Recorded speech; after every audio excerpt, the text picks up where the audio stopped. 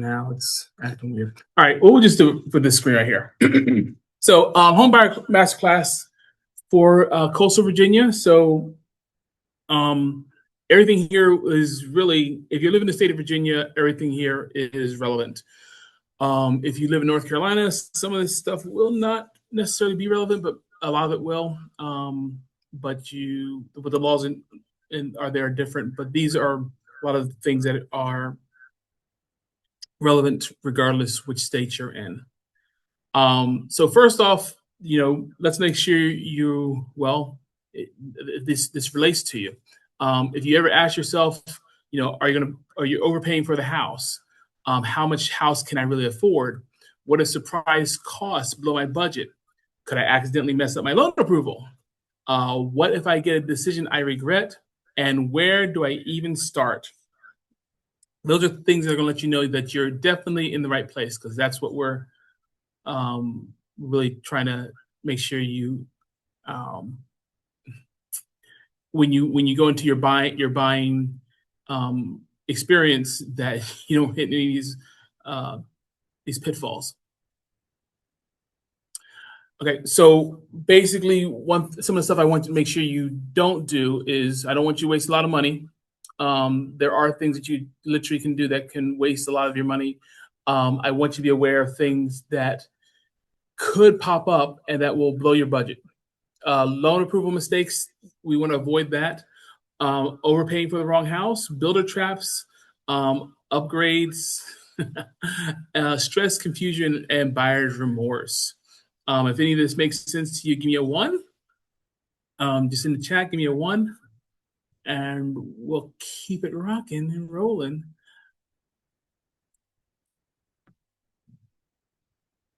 All right, so a little bit about me. My name is Marc Ian Griffin.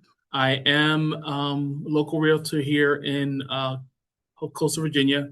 My office is actually in Virginia Beach. I am retired Navy, been in the Coastal Virginia area since 1992. So I've been here for quite a while. I was first licensed in 2006. I was retiring from the military and really was troubled by a lot of the things I was seeing in the news where people were having bad experiences in real estate. So I wanted to do what I could do to help. I knew that I couldn't help everybody, but I believe that I can always help somebody.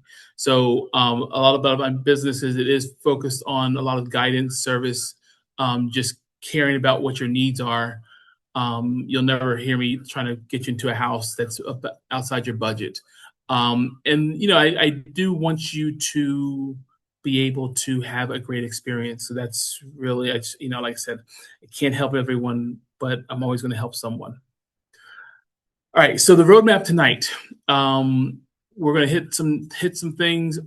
Prepare before you shop, knowing the true cost, protect your approval. Buy smart, not emotional. Win with a plan. Understand value and risk. Understanding the contract. That's a big thing. And then some things that can really cost you a lot. Waiting for the perfect time or waiting for the perfect house. And we'll get more into that, obviously. So mistake number 1, shopping before you're ready.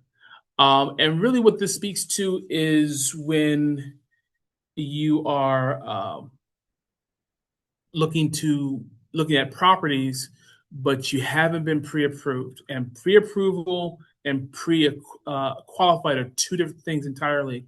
And I've met buyers who may have been pre-qualified, so they got something in the mail saying, hey, you're pre-qualified, but that doesn't mean that they are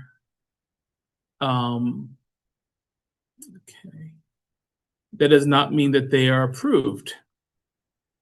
To be approved, you have to have, let's go back over here. You have to have a pre-approval from your lender. So when you're getting that pre-approval, they're going to go through all of your things to make sure that you're pre-approved, so that when you put that offer in, you're definitely know that you're good to go for when buying that house. Um, Make sure that you're comfortable with your budget and not just your max approval. Real great example is a friend of mine bought a house and he was approved for $400,000, but as far as what he was comfortable with, and really the house that he liked was much less. So it's about finding that sweet spot. We do want to estimate the full monthly payment. The big thing about that is, welcome. We're going to be doing questions at the end. So if you have things, you can put that in the chat and we'll keep an eye on that.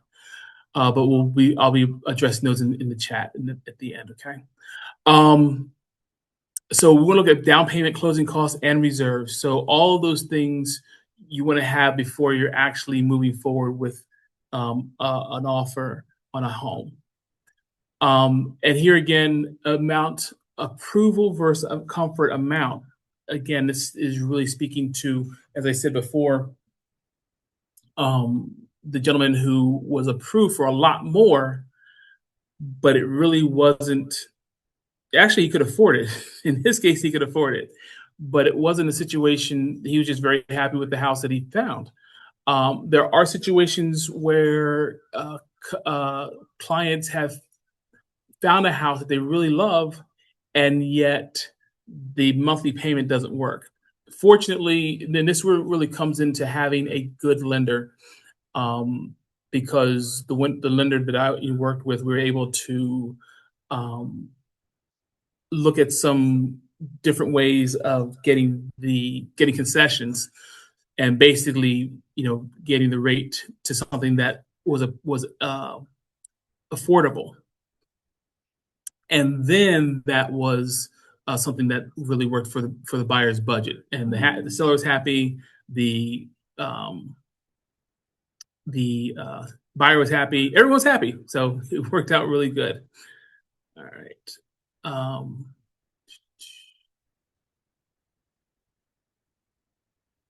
Let's see. And welcome. Thanks for joining us. I will be going over questions at the end.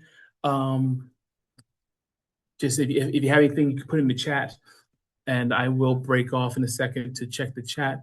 But by the way, please let me know in the chat where you are, where you live. Like if you're in Virginia Beach, Norfolk, North Carolina, DC. Most of these I'm targeting pretty much as far as is just basically the coastal Virginia area. So Newport News, everything from Williamsburg down to Virginia Beach, basically. Okay. Brittany's in Suffolk. Hey, great. Welcome. I love Suffolk. I lived there for 10 years.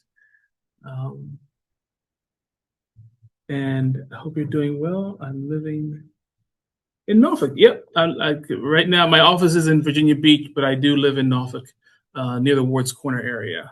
So it's I always like working with local people, But again, I really want this to be a great experience for you. I want to get some questions answered for you. And since I've done this in the past, I always try to go through the information first, and then, because a lot of times you'll have a question, and what will happen is I already have that answer coming up later in the information. Okay, so but I promise we'll do a Q&A at the end, and just give you. I want to give you a lot of value in this experience. Okay, thanks for joining us. Building a buyer file. I wish someone had told me this when I bought my house. And for me, it was very stressful because I was 28 years. I was in my late 20s, and I didn't have all my documents in place. It took a little while to get everything together, but I had a really good realtor, and they hooked me up with a good lender, and we were able to get everything done. But income documents, bank statements,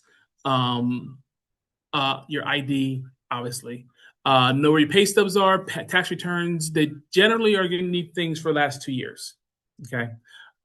Please avoid any unexplained deposits before applying. If someone is gifting you, $2,000, my grandfather had gifted $2,000 to help with getting things rolling. So we had to document that as a gift. So there's things that, if especially nowadays, because there are so many things that can happen that are on the kind of unsavory side of things, the banks need to know, okay, where is this money coming from? What's the purpose? Those sorts of things. And I don't want to stress you out, don't want to freak you out, but just be prepared for that. So because it does happen. It's not a bad thing. It's just part of the process. If you're one of those who is super organized with all those documents and stuff, it helps. If you don't, again, we can always, when you're talking with your lender, we can always get those things done. Debt to income ratio.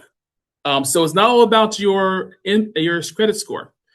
DTI, debt to income ratio, is a huge thing. And what it basically means is how much money do you have going out versus how much money you have coming in. And the lower your debt to income ratio is, the stronger your loan is. Even if you're making six figures, I ran into a gentleman. He has six figures, 810 credit score, but he was financing five vehicles. So his debt to income ratio was way out of whack. So you want to avoid situations like that. Pay down your debt and avoid new loans. I may have shared this story already, but a lady in my office, not my particular client, she, before closing, bought $14,000 of furniture. Went to what was it, Grand Furniture, and bought a bunch of furniture for a new house. But because of that, it messed up her debt to income ratio, and all of a sudden she was no longer approved for that house because her debt to income ratio went from this to this. Her approval amount went from this to this. And so now the house that she wanted, she no longer could get, and it was a big mess, as you can probably figure.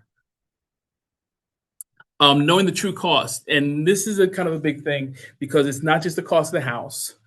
There's going to be closing costs, HOA fees, and condo fees can be a beast. You pay them, and you're living in a nicer area, so it's kind of like give and take, right? If you want to live in this particular area, these are the things that come with it. But you definitely want to know what the HOA fees are. HOA stands for Home Owners Association. Okay. And then condo fees are if you're moving into a condo association. And there are areas where you can have a condo association inside of an HOA association. So you've got to be aware of that as well. Appraisals, inspections, moving costs, all of those things are going to be part of what you have to worry about. Even if we get a situation where the seller is giving money towards your move or towards your purchase, we just have to plan. Okay.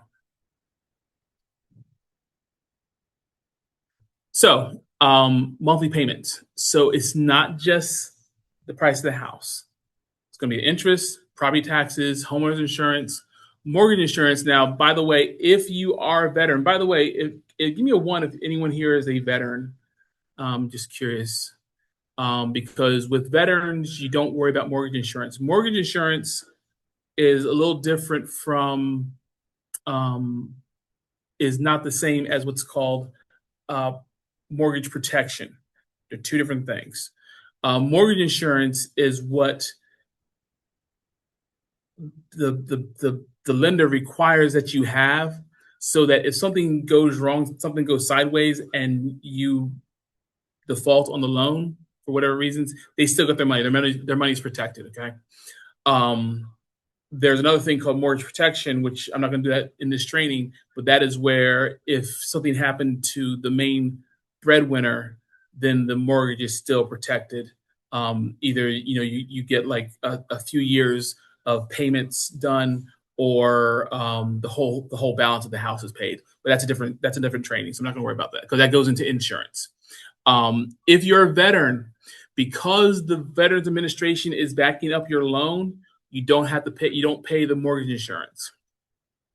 So, and then last thing, of course, as I mentioned earlier, are going to be HOA/condo fees.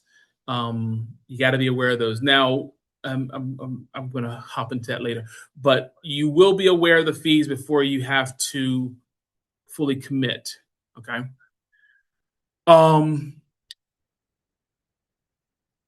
There are just some rules that you want to get into as far as what you can afford and what you should afford. I'm not going to go deep into this, but the thing is, just we never ever want you to be house poor. And I think this was one thing that kind of, I'm not going to say, let me just put it in a nice way. Most realtors are going to want to take care of you and make sure that you're not stretching yourself too thin, because what good is it if you're approved for this house and you can barely afford it? So those things are really relevant. Obviously, as a realtor, we have what's called a fiduciary responsibility, basically like where you're a lawyer or your doctor, but in real estate. So what is between you and between you and your realtor is between you and your realtor.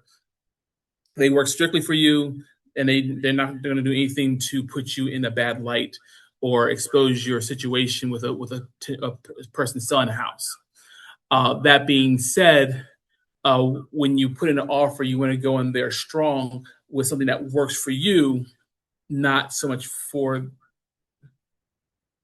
the seller. It's all about you trying to get you the best situation. Again, and I say this happens so many times where people make big money moves before closing, even little ones. So don't open credit cards, don't open line of credit. And when I say don't open line of credit, it also includes like Klarna, Affirm. What's the other one? Afterpay. These apps where you can buy now and pay later. Those are credit. So be very careful, because those can all of a sudden pop up on your mortgage, on your credit all of a sudden, because they do check your credit right before closing. So even if you got everything approved a month, 2 months, 3 months ago, and you're about to close, they're going to check on things. So be super careful. Okay. And again, they just have to be careful, because there's a lot of anti-money laundering laws out there now, because unfortunately, buying houses is a way that some people will hide large sums of money. Okay. And I'm just going to put it out there. So that's why they're very careful about when there's large deposits. So it's just how it is. Don't change your job or your income. Talk to your lender first.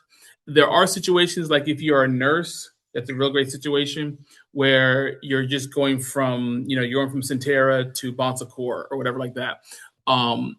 That's won't be such a big thing than if, you're working at the shipyard and all of a sudden you're going to open up an ice cream store. That's they're not going to like that at all. But talk with your lender first. Let them know, what your plans are, so you don't end up messing up your house. And here again, like I said before, this is a 2-year thing, right? This is not like, it's not like buying a car. And I get that a lot, where a lot of times a client might compare this to buying a car. I had a gentleman talk to me, and he thought that if he had a bankruptcy, just in a couple of months, he could go buy a house. I'm like, heck no. I mean, that's going to stick with you for 10 years. Do not do what we call a BK, or a bankruptcy. Don't do that, because there are lawyers out there that say, hey, go ahead and do a BK because it's going to make things easier for you. it's loaded because they make money if you do the bankruptcy. Don't do the bankruptcy. A lot of times it's frustrating, but it'll get you out of you're able to get out that hole, and you'll be happy that you did not do the bankruptcy. But if you change your job like today, it could be a year or two before you actually can buy a house. So again, you have to talk with your lender. And this again goes back into what I said earlier. The monthly payment is important, but just make sure that you are looking at everything: maintenance, repairs, future goals, college kids, retirement, things of that nature, insurance, all those things. Oh, by the way, down here in the corner here, I do have a QR code. Hopefully you can see it. QR code right down there. And that is if you want to set up a consultation, and I'll talk more about it later, but coastalva.chat, that goes to my calendar. And if you want to go into a deeper thing, there's no obligation, it just goes into a deeper conversation. So if you have deeper questions, hey, Mark, I thought about this later on after the training, you'll be able to scan that and go to my calendar. Or you can just go to coastalva.chat. How you guys doing? Everyone there? Give me a one. If you're following. Yep, we are here. Thank you, sir. I'm here. All right, cool. Just want to check in with you, make sure everything is still good. All right. Money moves. All right. Don't fall in love too fast. Right. And this goes back to what I said in the beginning about looking at houses too early. A beautiful home can still be the wrong home or high extensive, problems. I had a house that we're looking at in Portsmouth, and it was really nice, beautiful home. But once we did the home inspection, turned out it had $10,000 of damage, and it was termite damage. You couldn't see it. I mean, the inspector could see it, but you want to make sure that we're looking at all the things. Another big thing is a lot of the military, because as I mentioned before, I'm retired military. Well, I'll meet a lot of people who, like one lady who moved to Williamsburg, and she works in Norfolk. Well, if you've been here a month, you know that tunnel traffic is insane.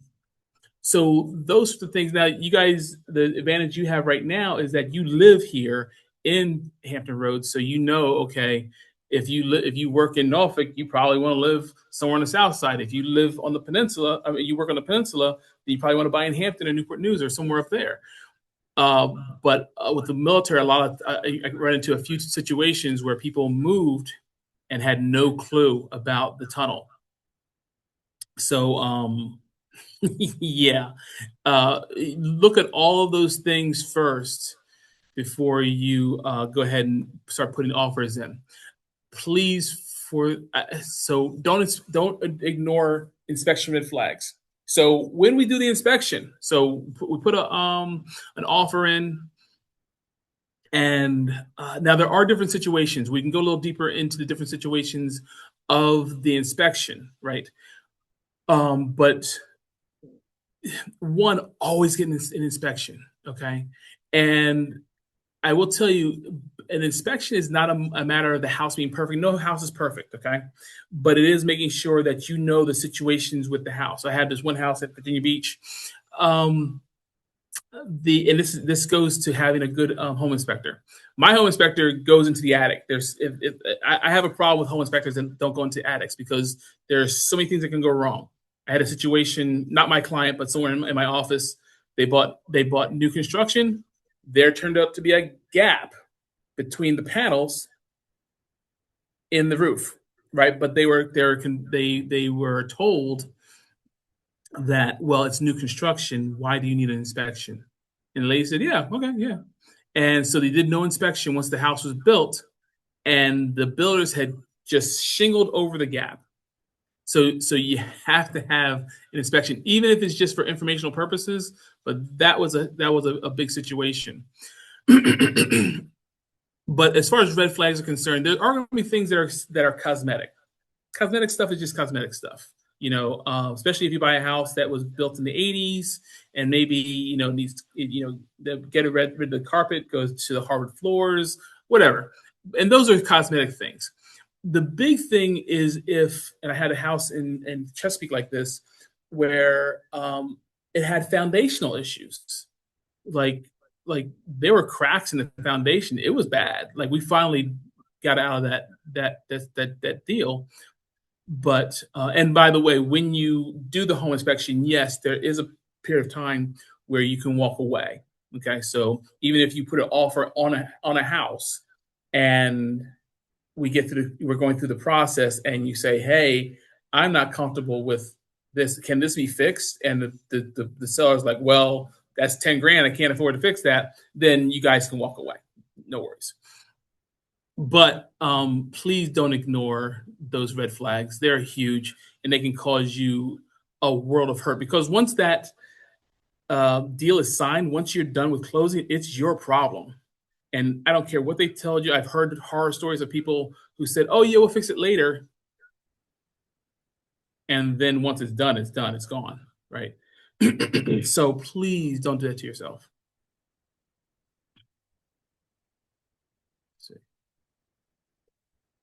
Oops.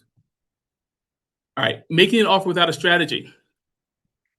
One of my first clients, this is back in 2006, 2007, and we sat down and had a strategy, because when we went in there, so one of the things that you always want to have are what we call comps or comparables, right? We want to know what the house that you're looking at is what they're asking for. And okay, what are the other houses in that area? What are they worth, right? Are they going for the same amount? Now with comparables, what will happen is you're looking at basically the same house in the same neighborhood, but maybe one has a pool, or maybe one has a 3-car garage versus a 2-car garage. Those things will move the price up and down by a few thousand, give or take, depending on what it is, right? But in the same neighborhood, they're all going to be priced in a certain way.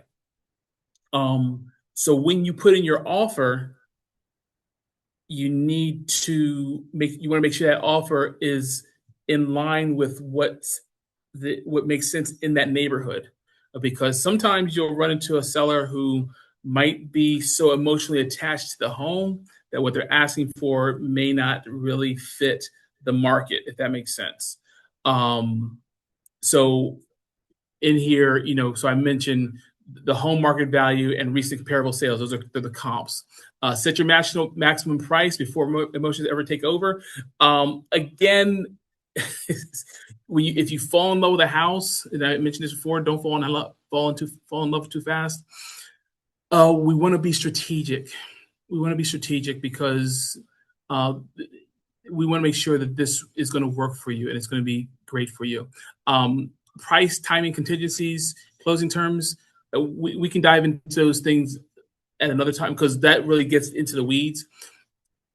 But all of those things make up a strong offer. What you risk when waiving and buying protections, and that's on a case-by-case basis. In most cases, we're not going to waive anything as far as your protections as a buyer. Yeah, so I'm going to leave it at that. It's very rare, and we would have have a talk before we would ever go there about waiving anything. And then making a competitive offer without overpaying or overextending. Again, this goes back to the comps.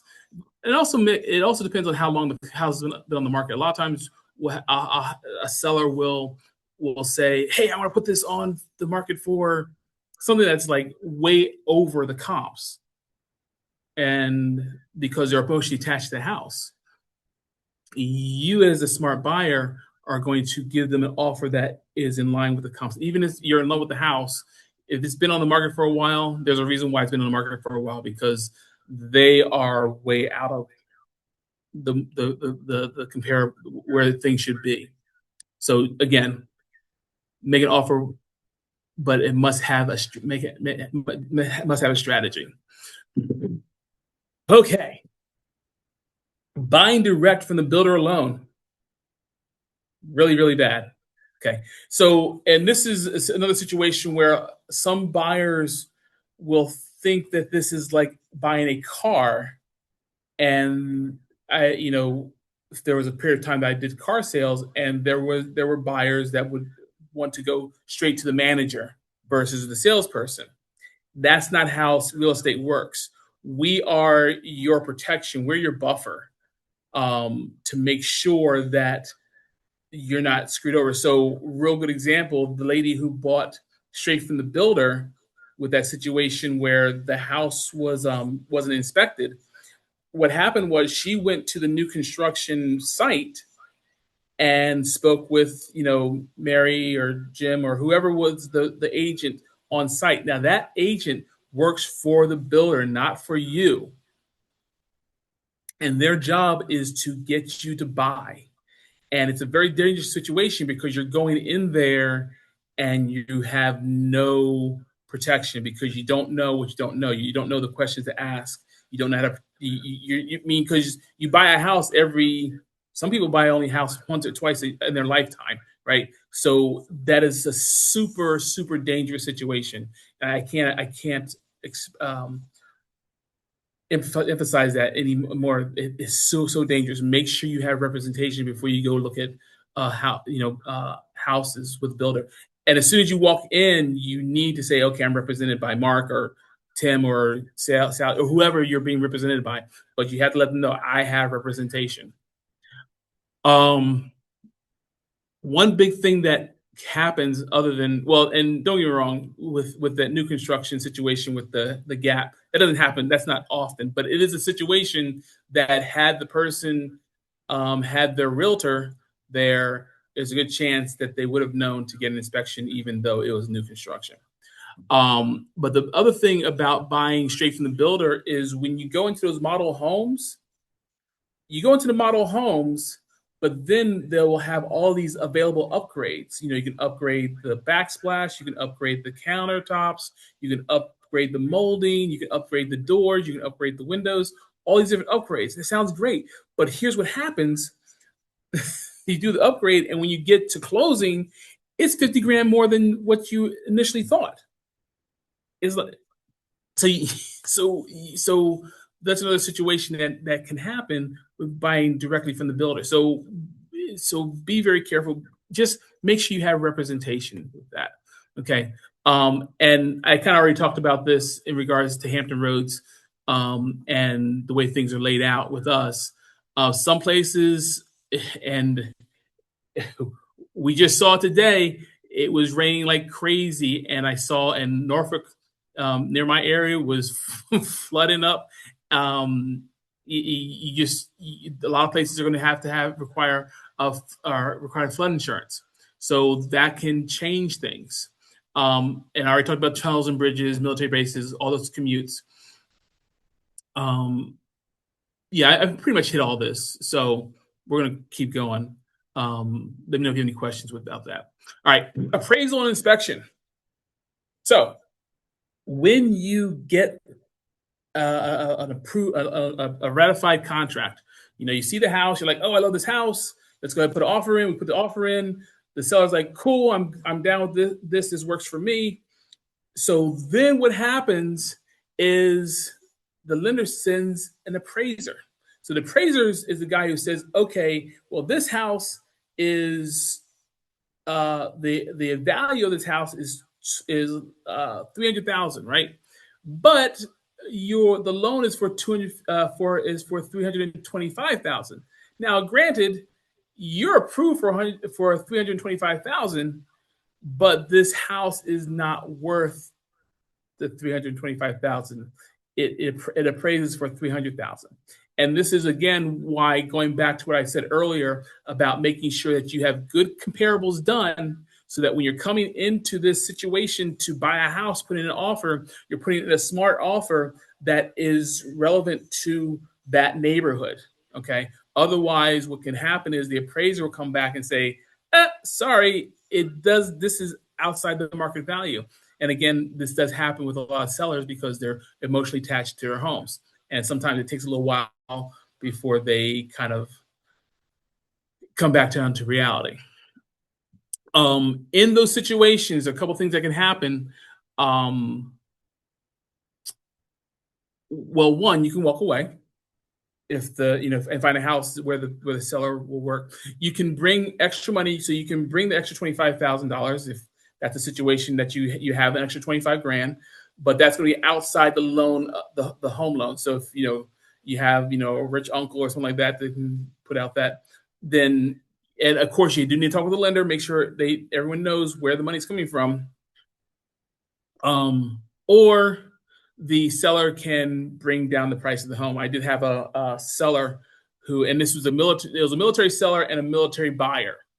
And the VA was like, they sent the person out, and I think the seller was about 10 grand off. But because he was a military guy and he kind of knew what was going on as far as what he was asking for on the home versus what the home was actually worth, he was very reasonable, and he went ahead and just matched what the appraiser said because I'm sure he was told, his realtor told him, hey, your house is worth this much. We can try this, but at the end of the day, it all worked out. But every situation is different. Okay. And I already talked about this about what happens when the appraisal comes in low. Just be aware that that the appraisal is part of the process. Is nothing wrong with it. But if you were a lender lending out, $300,000, $400,000, $500,000, you're gonna be like, hey, let's make sure that this house is actually worth the $500,000, because at the end of the day, we have to protect the company. And if for something happens where we have to, and I hate saying this, but this is how lenders have to think. If this goes badly, we have to foreclose and all that other stuff. We have to make sure that this actually is worth what we're putting in. So just keep that in mind. The appraisal is always part of the process. And I already talked about the appraisal gaps. Just be aware. If that happens, there's different ways to approach the appraisal gap. All right. Signing before you understand the contract. And I don't like to be negative, right? I don't like to be negative because I think buying a house is an amazing thing. I mean, it literally will change things for you because now you're building equity in your lifetime and you're able to do things that you couldn't do before. You have a piece of property that is appreciating year after year.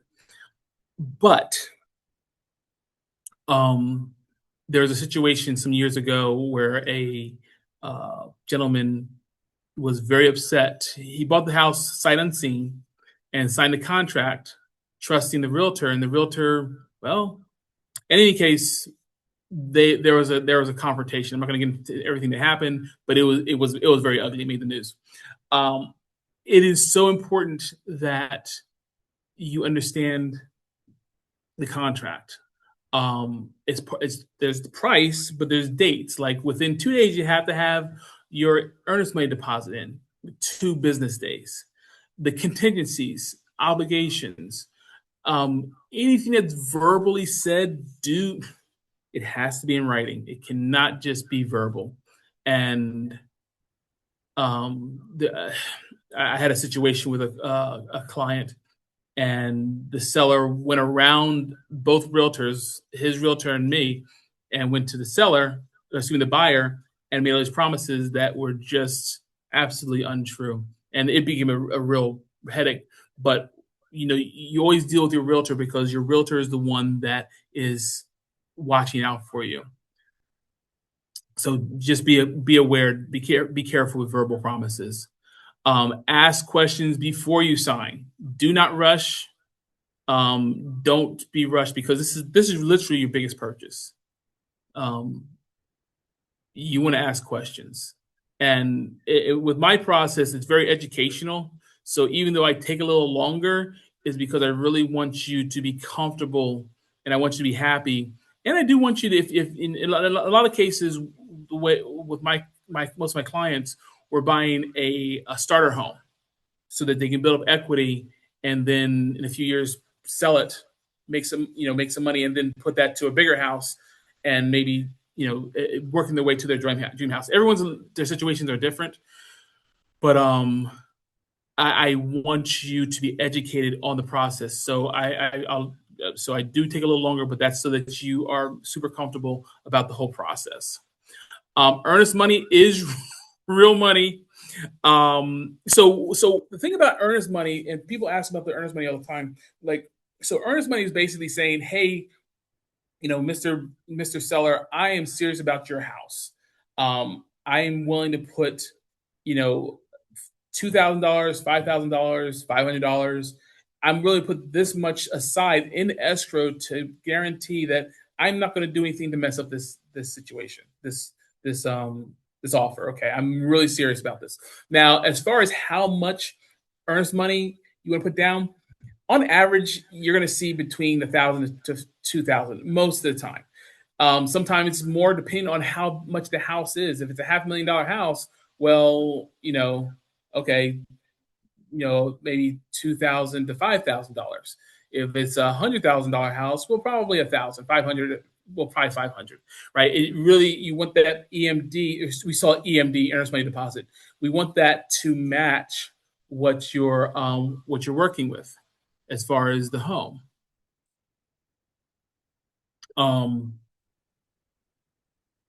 Now, as far as getting the EMD back, so let's say, for example, you put a deposit in on a house and it's a part of a homeowners association, and in the process you have 3 days to go over the homeowners association paperwork, and let's say you're a dog lover but it says no dogs.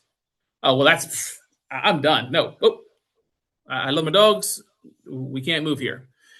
So when that happens, if that were to happen, then you can say, okay, I can't do this, and you can walk away from that deal, right? Now, what happens to your earnest money? Your earnest money is in escrow, so it's in a specific account with your brokerage, the brokerage that you're working through, and you can do one of two things. You can go through the process of getting it out of escrow, but a lot of people who are looking to buy a house, they just leave it in escrow because they'll just apply it to the next purchase. But either way, you can do that. Now, when you do that, though, releasing that money in escrow does require signature by both seller and buyer, just saying that the contract is null and void. We're going to move on. But in those situations, not really a big deal. Where it can be a big deal is if, for whatever reasons, the buyer decides to do. I've never run into a situation like this, but they do something where they just don't want to buy the house, but it's outside the contract, and then at that point you can lose your earnest money, and the seller could sue for breach of contract. But obviously anything can happen, but it's rare.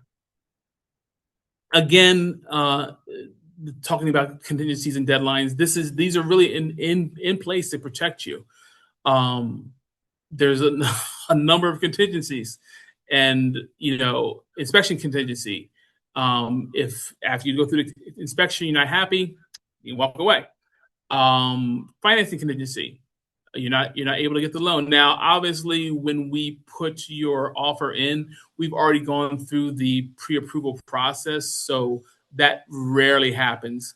There are situations where somebody might come in with like cash or something like that.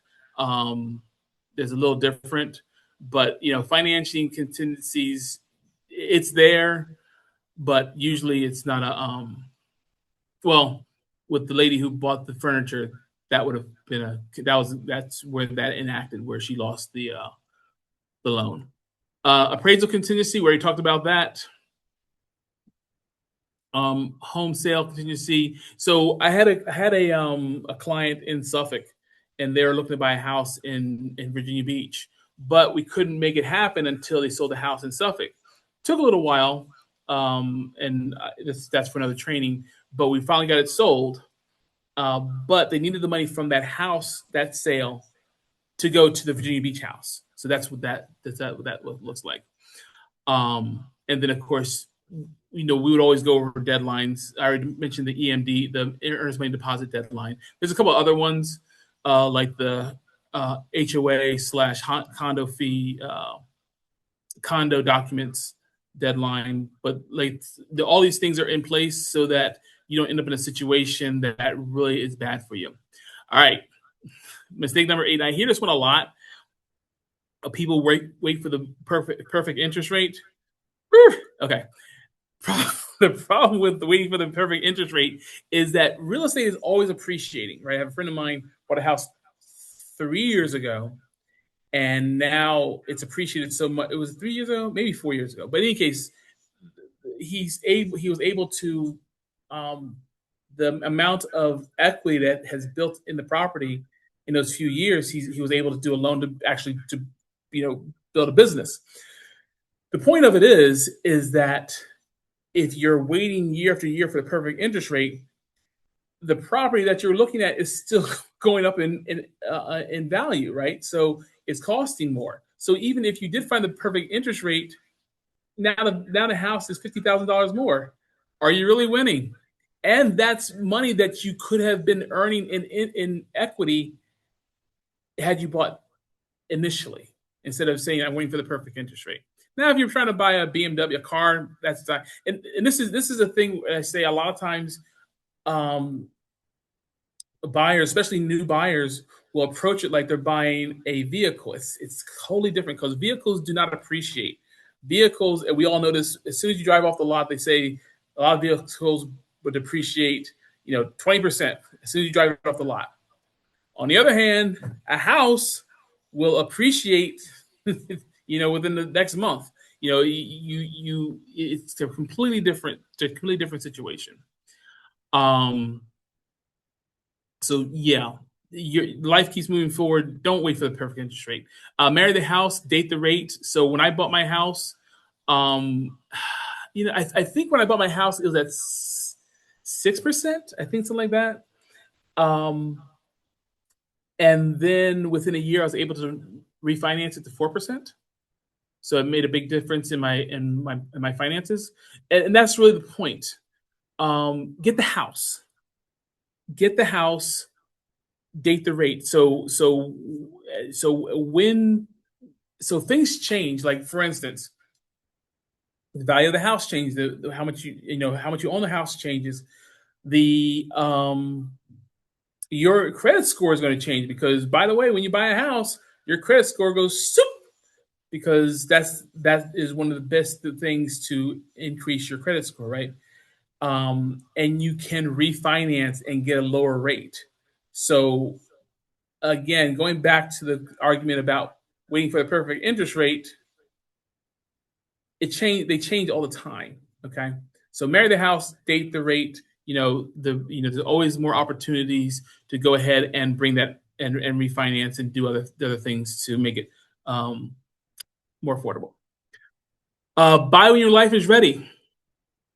So again, this is going to go back to just making sure that everything is in place so that you don't find a situation where you're in a we never want you to be house poor. Okay, that's like the worst thing, because I'm and a lot of the realtors, I'm one of them. We're very relational, so we work with you, through even after you bought the house. We're there because a lot of us have networks of people that help as far as like roofing and pest management and all these other things that you need. We stay we really stay as a resource in your life to help you in regards to maintaining your home and being happy. But that being said, you want to make sure that your income is the right place. You have an emergency fund. The monthly payments make sense. All those things, you just want to keep them in mind. Waiting for the perfect house. Now, and what this speaks to is no house is perfect. I think I started to talk about this and went off to something else, but the house in Virginia Beach, and my home inspector went into the roof.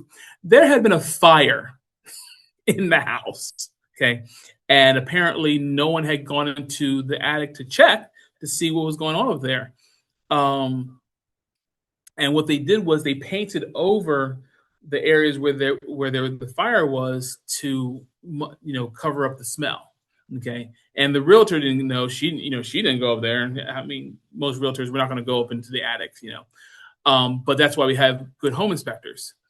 So is that considered a perfect house? No, but it definitely can be fixed. So what they did was they just built around those areas that had been burned and reinforced it so that there wasn't any kind of problems with the roof, collapsing because of the degraded wood that was in the attic. So there's always going to be something, even with new construction, there's always going to be something. So that finding that house is absolutely perfect, probably not going to happen. And then we're about to wrap up, but basically, we just want to get into buying a house is not the finish line. It's the start of the next chapter. I'm really big about building equity and building wealth for families. So it's most important to get started. Not having the perfect, 6-bedroom home with the pool and the bowling alley and the bed. It's really starting that home, building that equity, being able to move into the next one. Wherever you are in that journey, to find a place that you really call home and you're really happy with. So again, I just really stress it's not the finish line. Starting next chapter so that you can do new things and just be in a stronger position for your family. Every homeowner was a first timer. There's no question that's a dumb question. I kind of told you how I started off. I'm so blessed. I'm so thankful that God put me with a person that was really one of these people that was trying to take care of young families. Because, like I said, it was a young family, had three kids, all under the age of 6. So, and I was totally clueless, right? So there are no dumb questions. Plus, things change from year to year to year. Things that were relevant in 2010 are not relevant in 2026. So, there's no dumb questions. And I'm going to call. All right. So as far as the roadmap, you want to get pre-approved and be comfortable with your budget. Understand the full cost, down payment, closing costs, monthly payments. Protect your approval. Please keep your finances steady. Don't do any big purchases. When you do your search, based on needs, lifestyle, location, and make a smart offer based off of the comps, the comparables. Okay. Don't skip any inspections, appraisals, final loan steps, and then close and get the keys and start building equity. And I'm going to skip over this panel because I think I've already hit that as far as. And that's pretty much it. You guys got this. Obviously, as I said before, the free consultation. I'm at coastalva.chat. If you want to set up a time for me to chat with you, more than happy to work with you. Get some questions answered. We are going to go into Q&A now. Are there any questions? And if not, that's okay. Sorry, I do have some questions, but I'm not sure. Is it big or small? So, as you mentioned, can we get a gift from our brother and to deposit in our own account? It does need to be within such time frame. Within how many months we should get that money in our account, or anything? Great question.